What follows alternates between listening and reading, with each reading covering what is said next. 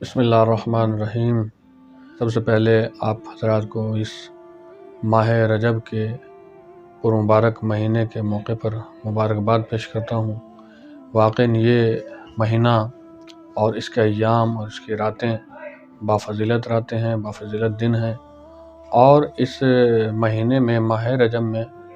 لیلۃ الرغائب جو اپنا ایک الگ مقام رکھتی ہے، اس کو لیلۃ الرغائب کہا جاتا ہے اور اس کے اعمال ہے۔ لیلۃ الرغائب یعنی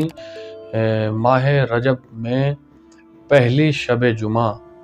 ماہ رجب کی پہلی شب جمعہ کو لیلۃ الرغائب کہا جاتا ہے۔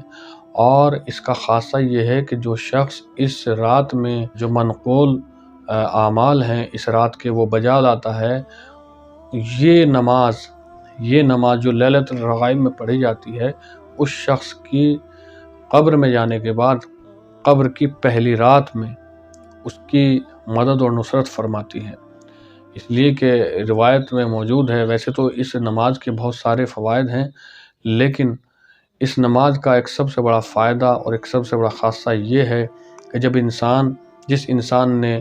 لیلۃ الرغائب کے اعمال انجام دیے ہوں گے، اور جب وہ اس دنیا سے گزر جائے گا اور جب قبر میں پہنچے گا اور عالم تنہائی ہوگی اور رات کا اندھیرا ہوگا، اس جگہ پر جب کوئی کسی کی نصرت اور مدد کرنے والا نہیں ہوگا،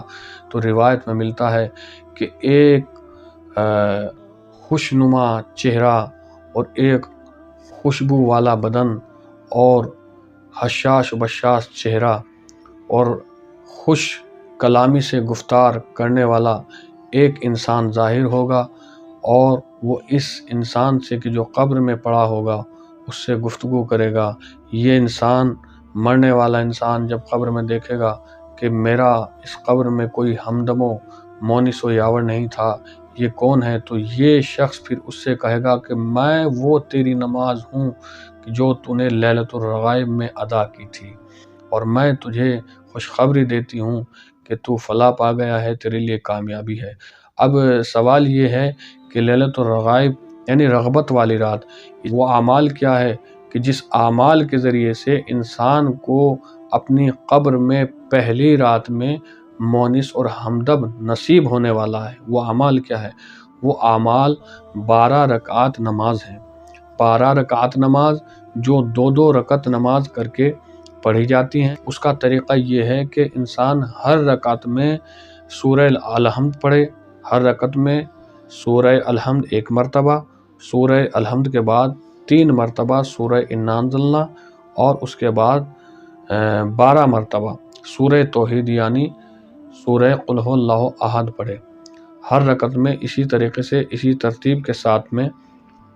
12 رکعت نماز انجام دے، اور جب نماز سے فارغ ہو جائے تو نماز سے فارغ ہونے کے بعد 70 مرتبہ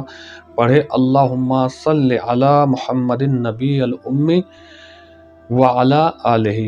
پھر سجدے میں جائے، سجدے میں جانے کے بعد 70 مرتبہ پھر کہے سبوح قدوس رب الملائکۃ والروح، اور پھر جب سجدے میں جانے کے بعد یہ ذکر پڑھ لے انسان، اس کے بعد پھر سجدے سے سر اٹھائے، سجدے سے سر اٹھانے کے بعد 70 مرتبہ کہے رب اغفر وارحم وتجاوز عما تعلم انک انت العلی الاعظم۔ یہ نماز کا طریقہ ہے۔ اور ہاں، اس نماز سے پہلے جو نماز کا مقدمہ ہے، یعنی جمعرات کے روز،